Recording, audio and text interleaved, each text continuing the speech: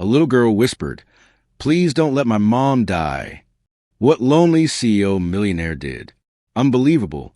The wind howled down the narrow streets of Bristow, Vermont, drowning the town in white silence. Snow fell in thick layers, swallowing rooftops, fences, and sidewalks beneath its weight. The sky was a dull silver, pressing low over the frozen town. It was the kind of morning when even the birds stayed hidden, and the world seemed to hold its breath. A small figure moved through the storm. Leah Hartley, for years old, trudged down the snow-covered street. Her pink wool coat was too large and faded from many winters. A single button was missing. Her knitted hat hung loose, one pom-pom dangling, half unraveled. Her blonde hair tied into two lopsided pigtails was soaked and tangled, whipped around by the biting wind. Her cheeks were raw from cold. Her big round eyes, puffy and red, blinked up at the storm as she moved slowly, carefully, dragging her feet through snow that reached her shins. She didn't cry anymore. Her tears had frozen on her skin. In one hand, she clutched a gray stuffed rabbit, one ear nearly torn off. She gripped it tightly, the fabric stiff with ice. One house, then another. She knocked, waited, then knocked again. No answer. The streets were empty. The town was quiet under the weight of the storm. The cold pierced her boots, numbing her toes. Her lips trembled. Her hands shook. Her breath came out in faint little clouds. Still, she walked. She didn't know where else to go. Then she saw it, a large house at the edge of the street, standing tall behind a dark iron gate. It was grand, made of pale gray stone with sloped roofs buried in snow and evergreen trees lining the path. The gate was elegant with swirling ironwork that looked like something from a picture book. Leah stopped in front of it. This was not like the other houses. It was quiet, almost too quiet. But there was something about it that made her feet stop moving, something that felt safe. She stared at the gate, unsure what to do. Her fingers were too small to reach the call button on the gate's panel. There was a camera above it, but she did not know what it was. She looked up, then down, then at her rabbit. Then slowly she sat. She curled up on the bottom step in front of the gate, her legs tucked beneath her. The wind pulled at her coat. She lowered her head, shivering, her lips barely moving. Her voice was a whisper. "Mommy." A moment passed, then another, just as her head began to nod from exhaustion. The gate clicked open. Footsteps crunched in the snow. A man stepped out, tall, dressed in a dark coat and gray scarf. His black leather shoes left clean prints behind him. His face was handsome, stern, unreadable. He carried a briefcase in one hand. His car waited just beyond the hedges. Julian Thorne, 34, CEO of a nationwide culinary empire, was on his way to a critical meeting. His time was scheduled down to the minute. He had no room in his world for the unexpected. But then he saw her, a small shape huddled near the gate. He stopped, frowning. His brows drew together as he stepped closer. The girl looked up. Her face was pale. Her lips blue. Her eyes barely opened. And then, in a voice so quiet it almost disappeared into the wind, she whispered, "Please, don't let my mom die." Julian froze for a moment.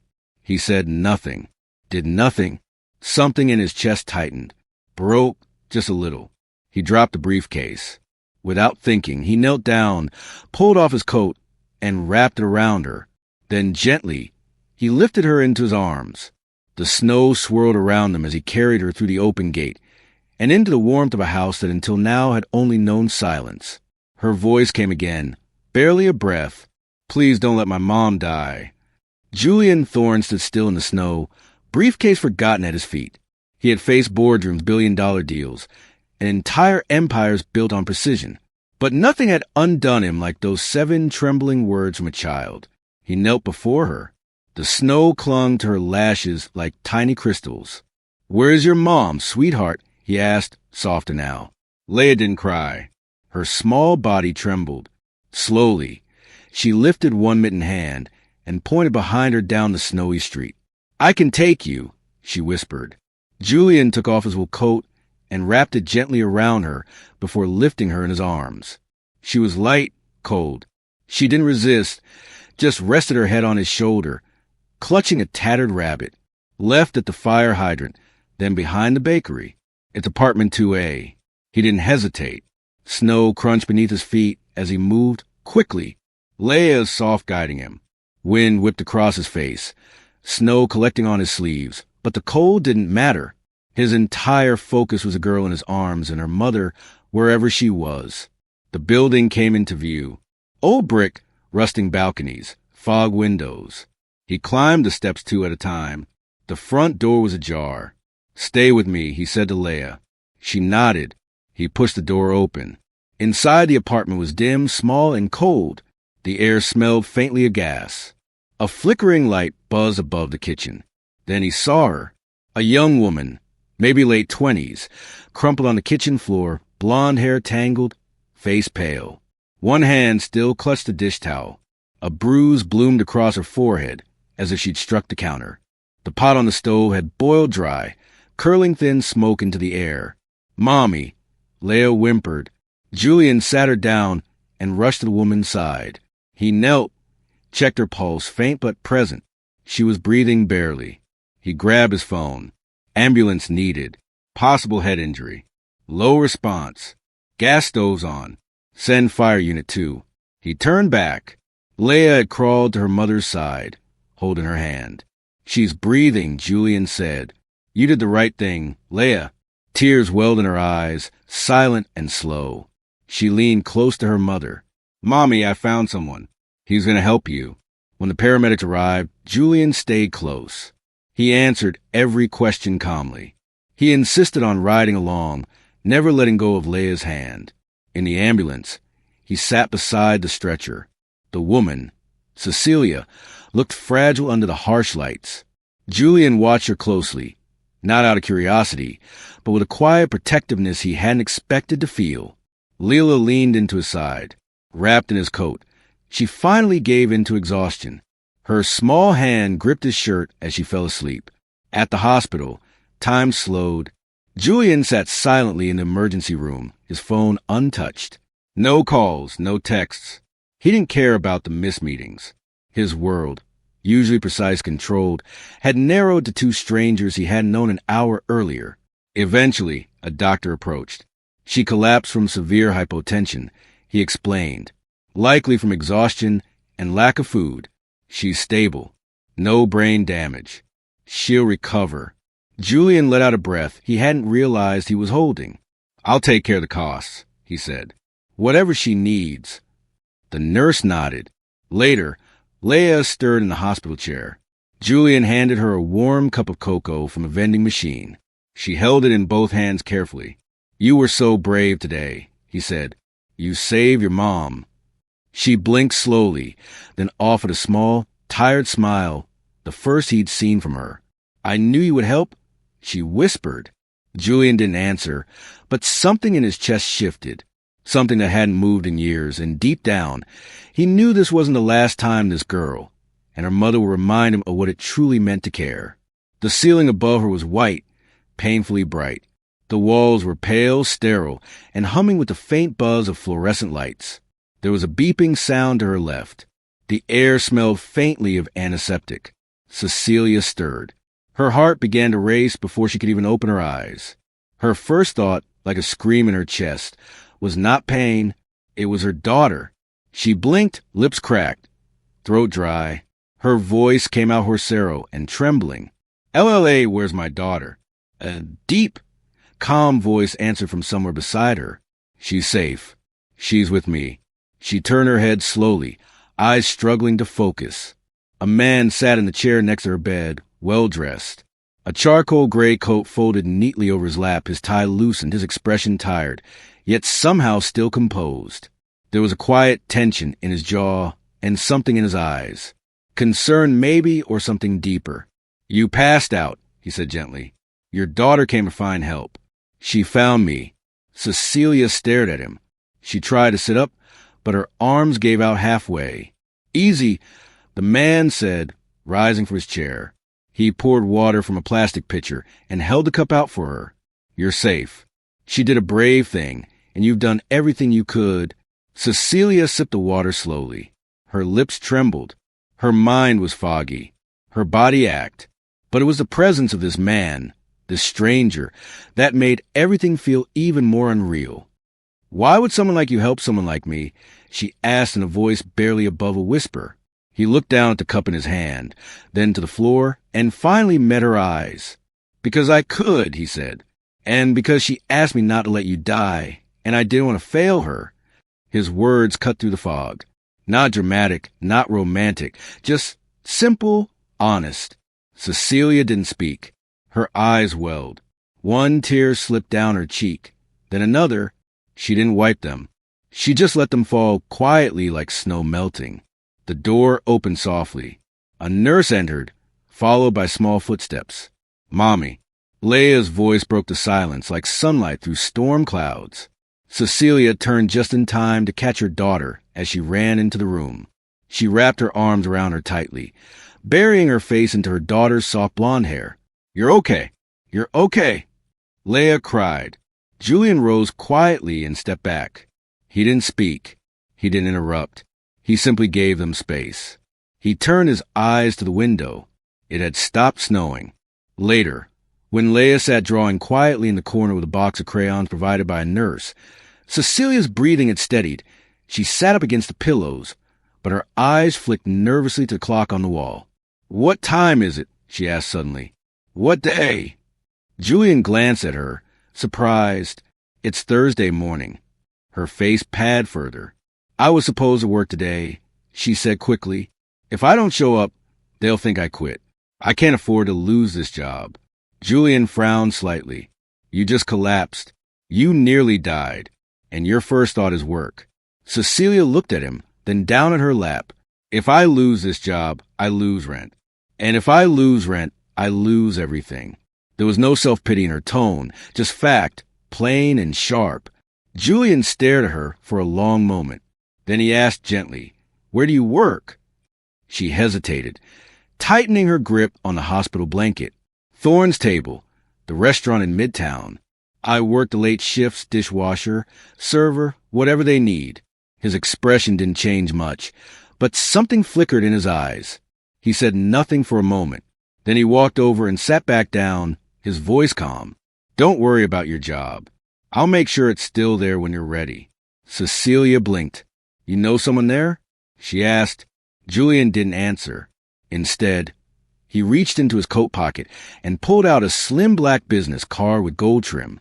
He placed it gently on the table beside her bed. "I know the owner." Her eyes dropped to the card, then slowly back to him. Her lips parted, but no words came out. He stood, putting his coat back on. "Rest, Cecilia. Heal. When you're ready, call me. Not because you owe me anything, but because I don't think this is where your story ends." With that, he nodded once and turned to leave. He didn't wait for a thank you. He didn't expect anything in return. He just walked out quietly, leaving behind not just a business card, but the feeling that someone finally believed in her. A few days later, Cecilia called. Her voice was quiet, uncertain. Julian answered on the second ring, his tone calm, almost gentle. He didn't ask many questions. He simply said, "Would you and Leia like to meet me for coffee?" They agreed to meet at a small corner bakery nestled between a bookshop and an old flower store. It wasn't a place of grandeur, no suits, no staff waiting, no chauffeur by the curb, just a scent of cinnamon, soft jazz playing through the radio, and snow melting on the windows. Cecilia arrived first, holding Ila's hand. She wore a simple gray coat, her hair pulled back into a neat ponytail. No makeup, no jewelry, just clean, composed resolve. She held her head high, though her fingers trembled slightly as she took a seat across from him. Julian had already ordered 2 hot chocolates and a black coffee. He didn't start with small talk. He didn't try to make it casual. "I'd like you to come back," he said. Cecilia blinked, lips parting, but no words came. Not as a server, Julian continued. "As a team assistant at corporate, I read your file. You've done administrative work before." She swallowed hard. "I had an office job before I got pregnant," she said slowly, "but no one wants someone with gaps in their resume." Julian leaned forward slightly. "This isn't about what other people want. It's about what you've already proven. You've worked 2 jobs, raised a child alone, never missed a single shift until the day your body couldn't go any further. He paused, letting the words settle. That's not weakness. That's strength. Cecilia looked away, blinking fast, her hands clenched in her lap. For a long moment, she said nothing. And then, unexpectedly, Leia spoke up.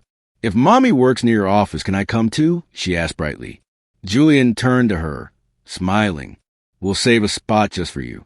From his briefcase, he pulled out a small package, a box of crayons, and a coloring book with forest animals on the cover. Nothing flashy, nothing expensive, but clearly chosen with thought.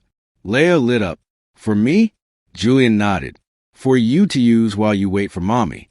Cecilia watched the exchange silently. She looked at the book, then at her daughter's face, then finally back at Julian. You didn't have to do this, she said softly. I know, he replied. They finished their drinks quietly. No pressure, no expectations. As they prepared to leave, Julian stood and helped Cecilia into her coat, an automatic gesture. Respectful, not showy. He bent slightly to zip up Leia's. Thank you, Cecilia said, her voice steady now, for giving me a chance. Not just for today, but for believing I could do more. Julian met her gaze for a second too long. I didn't give you anything, he said. You earned it. I'm just making sure the world finally noticed. They stepped outside into the soft afternoon light. The snow had stopped and the sidewalks were slick with meltwater. Cecilia and Leia walked away hand in hand, the little girl waving once before skipping ahead. Julian stayed behind. He returned to the table. Still warm from the 3 of them, his assistant approached quietly, holding out a file. I updated the onboarding packet, she said, then hesitated. Sir, may I ask something? He looked up. Why her? She asked gently. Julian was quiet for a long time. Finally, he said, because once I had a sister who was just as strong, but the world didn't help her in time. He looked back toward the door, where Cecilia had just walked out. Maybe this time I can. The words hung in the air, simple and final. He wasn't saving someone. He was correcting something the world had failed to do before. And this time, he refused to look away. It started as an ordinary afternoon. Cecilia had an unexpected meeting scheduled with the new regional managers, an internal shakeup she couldn't afford to miss. It would take 2 hours, maybe more. Normally, she would decline the late notice, but when Julian offered to watch Leia at his home, she accepted. It wasn't the first time. Over the past few weeks, Julian and Leia had built their own quiet bond. He'd even converted one of his upstairs reading rooms into an Ela corner with soft bean bags, coloring books, children's novels, and a small chalkboard with her name written in perfect cursive. Leia's library. Julian worked from home that day. His conference calls were lined up back to back, but he promised Cecilia he'd keep a close eye. Go in your meeting, he said. We've got this. While Julian took a call in his study, Leia wandered the halls of the house. She was quiet, thoughtful. Whenever she missed her mom, she had a habit, playing hide and seek. Even when she was alone, her footsteps led her to the basement. Julian had mentioned that part of the house was under renovation. The hallway was dim, but Leia spotted a small door, slightly open. Curious, she tiptoed inside the storage room lined with boxes and old furniture. The door shut behind her. With a heavy click, the latch slid into place. She reached for the knob, but it wouldn't budge. Julian was still on the phone when 20 minutes passed. He ended the call and glanced at the hallway. Silence. LLA, he called. Where'd you go, little explorer? No answer. He walked upstairs, checked the reading room, the guest bedroom, the kitchen. Nothing. LLA. His voice was sharper now. Hey, this isn't funny. Panic began to creep into his chest. He moved faster, checking closets, under tables, behind curtains. His steps echoed in the vast house, but there was no sound except the distant hum of the HVAC system and the low rumble of the vacuum cleaner when the staff had left running upstairs. Then he heard it, a soft, muffled thump, faint, almost imagined. He dropped to his knees, ear against the floor. A tiny voice, barely a whisper, was crying beneath him. Mr. Julian, I can't breathe. He bolted down the stairs into the basement, his footsteps pounding. He reached the storage room and tried the handle. Locked. Leia, stay with me. He could hear her sobbing now. Short, panicked gasps. The air inside that room was stale and cold. She was scared and she was alone. Julian didn't wait. He shouted upstairs, "Get me a crowbar now." One of the staff scrambled, but he didn't wait for tools. He slammed his shoulder into the door once, twice. A sharp pain shot through his upper arm. The metal latch held firm. The third hit drew blood from his elbow as he scraped the door frame. By the fourth, the wood began to crack, and on the fifth, it gave way with a loud snap. The door swung open. Leia was curled up in the corner of the room, trembling. Her cheeks were pale, streaked with tears. Her tiny hands were red from pounding the door.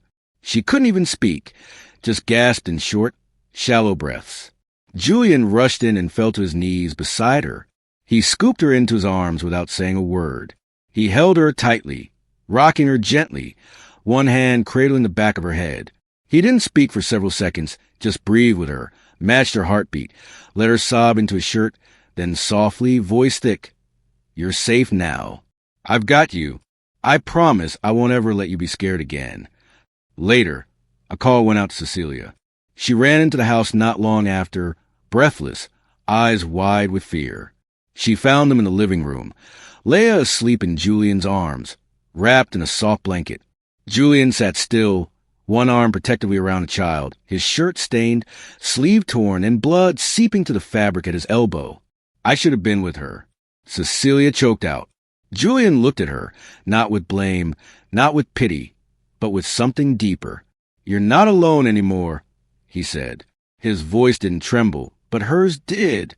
That night, Julian set the table for three. No titles, no formality, no role to play. Just one man, one woman, and a little girl who no longer wanted to go home. Leia climbed into his chair at the dining table and looked up. "I don't want to go home yet," she said quietly. Julian glanced at Cecilia, then back at Leia. "Then don't," he said. "Not tonight. Not if you don't want to." The morning after they spent the night at Julian's house, Cecilia and Leia returned to their small apartment. There, sitting quietly just outside their door, was a large box, not delivered, not packaged, just gently placed there. Inside were picture books, fresh groceries, cartons of milk, and a neat toolbox. On top was a folded sheet of paper, handwritten in clean, steady script. "You shouldn't have to fix everything by yourself." Cecilia stood still for a moment, staring down at it. She didn't say anything. She didn't have to. Later that morning, she arrived at the office. People glanced up as she walked in, surprised. Whispers floated quietly. Most assumed she would have taken a week off after the emergency, but Cecilia Hartley, as always, showed up, hair tied back, jacket buttoned, chin held high. Julian passed her in the hallway. He didn't stop, but he slowed down just enough to speak low. "You didn't have to come in today." She glanced up at him, her voice calm, measured. "I know, but I still want to earn what I have." Julian gave her a single nod, not one of approval, but of respect. And then, as always, he didn't linger. He let her have her space. Still, he was slowly becoming part of their rhythm. He picked them up for grocery shopping on Saturday mornings. Not because they needed a ride, but because the back seat always had Leia's favorite music queued up. He helped bake cinnamon rolls on Sundays, flour dusting his black sweater like snow. Leia would giggle, call him Chef J, and he'd play along with mock seriousness. And when Leia had to draw her family tree for school, she asked Julian to help. He didn't hesitate. He sat with her at the kitchen table, labeling each branch carefully. When Cecilia passed by later and saw the drawing, she froze. Next to her own stick figure was another one, taller, wearing glasses. Underneath, in crayon, Leia had written, "Julian, special friend." Cecilia didn't say anything. She just ran her fingers over Leia's head and said softly, "He's a special friend." But she couldn't stop thinking about it. That night, as she tucked Leia into bed, the little girl hugged her stuffed bunny tightly, eyes wide in the dim light. "If Mr. Julian is here," she whispered, "why does our house still feel quiet?" Cecilia's breath caught. She sat down beside her daughter and smoothed the blankets. But she didn't answer. She couldn't because the truth was she didn't know anymore. Her world had always been defined by silence, by surviving, pushing forward, keeping everything stitched together with threads of resolve. Now, someone had come into that silence gently, steadily, and made her realize how loud it had always been. That night, Cecilia didn't sleep. She sat beside Leia, watching her chest rise and fall, hand resting over her daughter's. In the next room, the toolbox Julian had left remained unopened, but it was there like him. No promises, no speeches, no pressure, just presence. And slowly something inside her was shifting. Not fear, not resistance, but hope. A hope that maybe, just maybe, she didn't have to be strong alone anymore. Rain came hard that evening, drumming against the wide windows of Julian's home like steady music. The forecast had warned of flooding downtown, so Cecilia made the easy decision to stay. There was no hesitation anymore. Julian had already set the table for 3. He cooked dinner himself. Spaghetti with homemade marinara, just like Leia liked it. Leia stood on a small stool beside him, proudly sprinkling cheese over each plate with a concentration of a master chef.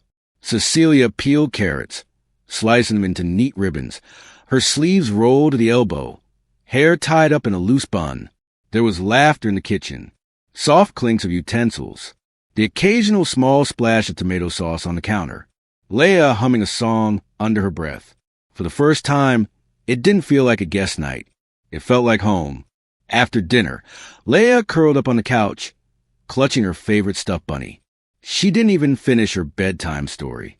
The storm outside had faded into a hush, and her breaths fell into rhythm with the tick of the living room clock. Julian stood at the sink, sleeves wet from rinsing dishes. Cecilia joined him with a towel in hand, drying each plate he handed over. Their shoulders bumped once lightly. He smiled down at the sponge in his hand. "I used to come home to silence," he said softly. "Now I wait for your footsteps." Cecilia didn't look away. She didn't laugh it off. Her voice was steady when she replied, "I used to hate asking for help. I thought needing someone made me weak." She paused, folding a dish towel neatly. "But with you, it doesn't feel like asking." The quiet between them was full, not empty. Julian turned off the tap, wiped his hands, and gestured for her to follow him. He led her to a small hallway beneath the stairs. There, built into the wall, was a wooden cabinet with an old brass handle. He opened it slowly. Inside was a brand-new pink backpack, small, sturdy, and embroidered with a name in careful hand-stitched thread. Leela Cecilia stared at it, mouth parting just slightly. "I had it made last week," Julian said, "just in case. One day she wants to stay." He didn't say forever. He didn't say family. He didn't need to, because in that one quiet gesture, in that small hidden space on the stairs, Julian had carved out something that mattered more than words. A space prepared. A space waiting for a little girl who had once whispered for someone to save her mother. For a woman who had never expected someone to stand beside her without asking for anything in return for himself. Because somewhere along the way, the silence he once wrapped around his life had grown unbearable. Now with a minute, the silence was gone, and in its place was something new. A home. Snow blanketed the ground outside, soft and thick, muffling the world in white silence. Inside Julian's house, light spilled warmly through the windows, flickering from the fireplace, and glowing softly across the room. It was their first Christmas together. The gathering was small, just a few people from work, a neighbor or two, and of course, Cecilia and Leia.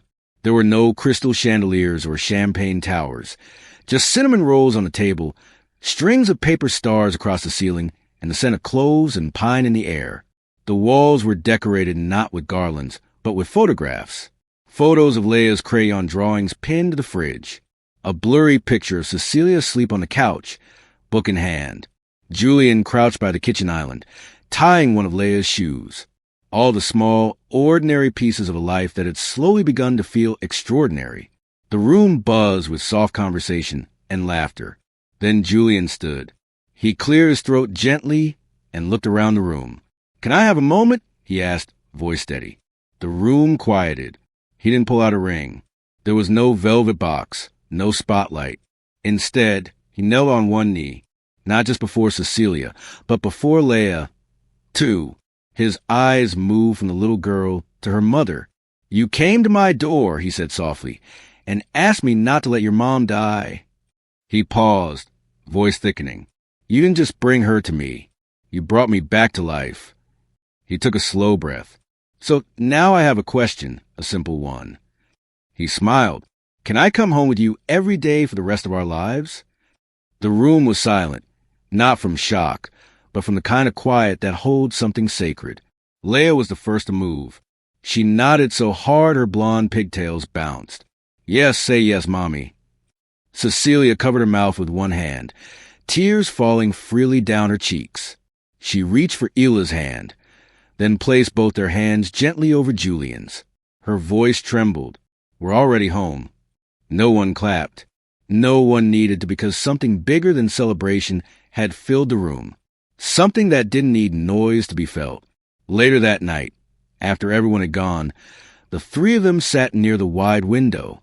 Outside, snow fell in soft, lazy spirals. Inside, the fire crackled low, its light dancing across the walls. Leia was curled in Julian's lap, fast asleep, her cheek resting against his chest. Tiny fingers curled around the fabric of his sweater. Cecilia leaned beside them, head against Julian's shoulder. She spoke quietly, the words barely above a breath. "You kept your promise." Julian didn't look away from the window. He just tightened his arm around both of them and replied, "No, you're the reason I made it in the first place." And in that quiet moment, no vows, no fairy tale endings, just three people together in the soft hush of falling snow. Something unshakable settled into place. Not just a home, but a life.